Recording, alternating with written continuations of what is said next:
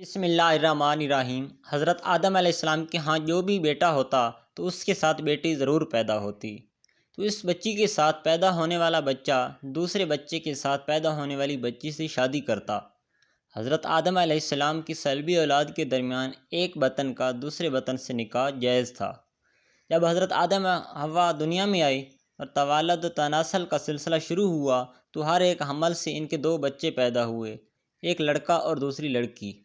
اس وقت جب حضرت آدم علیہ السلام کی اولاد میں بجز بہن بھائیوں کی اور کوئی نہ تھا اور بہن بھائی کا آپس میں نکاح نہیں ہو سکتا، تو اللہ تعالیٰ نے اس وقت کی ضرورت کے لحاظ سے شریعت آدم علیہ السلام میں یہ خصوصی حکم جاری فرمایا تھا کہ ایک حمل سے جو لڑکا اور لڑکی پیدا ہو وہ آپس میں حقیقی بہن بھائی سمجھے جائیں اور ان کے درمیان نکاح حرام ہوگا، لیکن دوسری حمل سے پیدا ہونے والے لڑکے کے لیے پہلے حمل سے پیدا ہونے والی لڑکی حقیقی بہن کے حکم میں نہیں ہوگی، بلکہ ان کے درمیان رشتہ مناکیت جائز ہوگا۔ حضرت آدم علیہ السلام کی شریعت میں ضرورت توالد و تناسل کی وجہ سے یہ جائز تھا، اس کے علاوہ اور کوئی شکل نہ تھی۔ اس کو اللہ تعالیٰ نے اس وقت جائز فرمایا تھا کیونکہ بعد میں اس کی ضرورت نہ رہی، اس لیے پھر حضرت آدم کے بعد آنے والی ہر شریعت میں اس کو منع کر دیا گیا کہ کوئی بہن بھائی آپس میں شادی نہیں کر سکتے۔ حضرت حوا رضی اللہ عنہا کے بطن سے حضرت آدم علیہ السلام کی 40 اولادیں ہوئیں۔ ناظرین، 74 مرتبہ کے حمل سے پیدا شدہ لڑکا لڑکی بہم حقیقی بہن بھائی کی طرح تھے اور ان کا بہم نکاح درست نہیں تھا، جبکہ دوسرے حمل سے پیدا شدہ پہلے والوں کے لیے اسی طرح تھے جیسے چچرے ہوتے ہیں۔ یہی وجہ ہے کہ قابیل نے حابیل سے اختلاف کیا۔ قابیل کے ساتھ جو لڑکی پیدا ہوئی وہ بے انتہا خوبصورت تھی، جبکہ حضرت حابیل کے ساتھ جو لڑکی پیدا ہوئی وہ اتنی خوبصورت نہ تھی۔ حضرت آدم علیہ السلام کی شریعت کے مطابق جب یہ جوان ہوئے تو قابیل کی شادی حابیل کی بہن سے ہونی تھی اور حضرت حابیل کی شادی قابیل کی بہن سے ہونی تھی، لیکن قابیل اپنی بہن کو پسند کرنے لگا، وہ اسی سے شادی کرنا چاہتا تھا، جبکہ شریعت آدم میں اس کی ممانعت تھی کہ وہ ایک ہی حمل سے پیدا ہونے والے بچوں کی شادی آپس میں نہیں ہو سکتی۔ لہذا جب یہ صورتحال زیادہ بگڑ گئی تو حضرت آدم علیہ السلام نے ان دونوں کو اللہ کی راہ میں قربانی پیش کرنے کو کہا اور بتایا کہ جس کی قربانی کو آسمان سے آگ آ کر کھا جائے تو سمجھنا کہ اس کی قربانی قبول ہو گئی۔ قابیل کھیتی باڑی کا کام کرتا تھا، حضرت حابیل علیہ السلام بکریاں چرایا کرتا تھا۔ حضرت حابیل علیہ السلام نے اللہ تعالیٰ کے سامنے ایک بکری کا بچہ پیش کیا اور قابیل نے ایک گٹھا لیا اور اس کو اللہ تعالیٰ کی بارگاہ میں قربانی کے لیے رکھ دیا تھا۔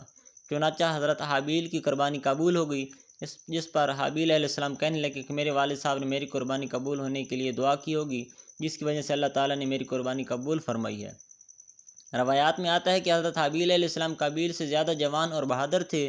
حابیل نے اپنے بھائی کو کہا کہ اگر تم مجھے قتل بھی کرو گے تو تمہارا مقابلہ نہیں کروں گا، میں چاہتا ہوں کہ قیامت کے دن تو میرے گناہوں میں شمار ہو کر آئے۔ ایک قابیل نے ایک دن غصے میں آ کر حضرت حابیل کو پتھر مار کر قتل کر دیا۔ حضرت حابیل کو قتل کرنے کے بعد قابیل بہت ہی دکھی اور پریشان رہنے لگے۔ قابیل اپنے بھائی کی لاش کو کندھوں پر اٹھا کر کئی دنوں تک گھومتا رہا کہ اب میں اس کا کیا کروں۔ پھر اللہ تعالیٰ کے حکم سے دو کوے آپس میں لڑنے لگے، ان میں سے ایک کوے نے دوسرے کوے کو مار دیا۔ یہ سب کچھ قابیل دیکھ رہا تھا۔ کوے نے اپنے ساتھیوں کو کوے کو مار کر اس کو زمین میں دفن کر دیا۔ قابیل نے بھی کوے کو دیکھ کر اپنے بھائی کو دفن کرنے کے لیے ایک کھڈا نکلا جس میں حضرت حابیل علیہ السلام کو دفن کر دیا۔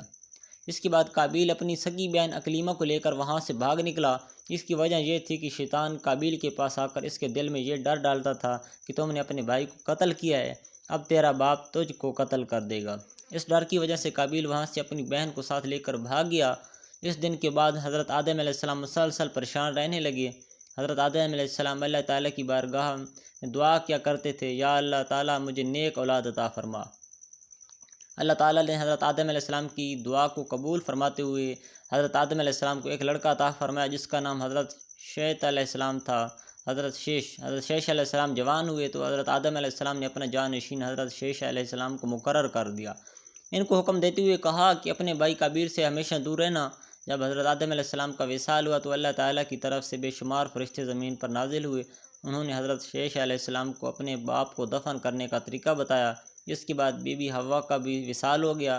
اس کے بعد زنا کی شروعات ہوئی۔ اس کے بعد ایک وادی میں قابیل اور اس کی اولاد رہنے لگے۔ شیطان ایک آدمی کی شکل میں ان کے پاس آیا شیطان نے ان لوگوں کو عیش و عشرت میں لگا دیا۔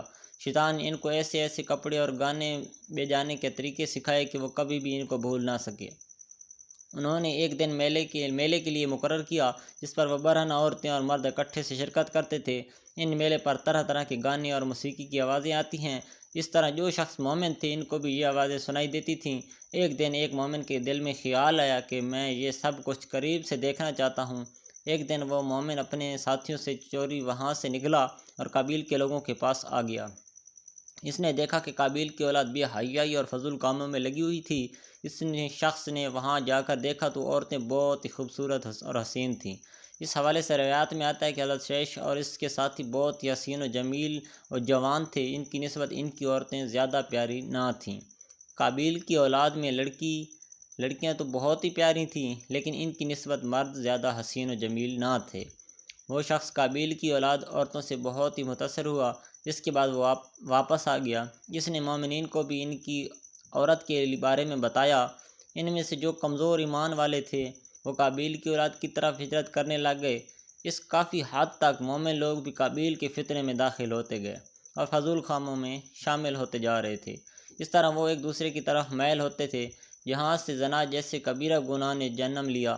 روایات میں آتا ہے کہ حضرت شیش علیہ السلام کے ساتھ رہنے والے ساتھیوں کی تعداد بہت ہی کم رہ گئی تھی، جبکہ قابیل کے گروہ کافی مضبوط اور طاقتور ہو چکا تھا۔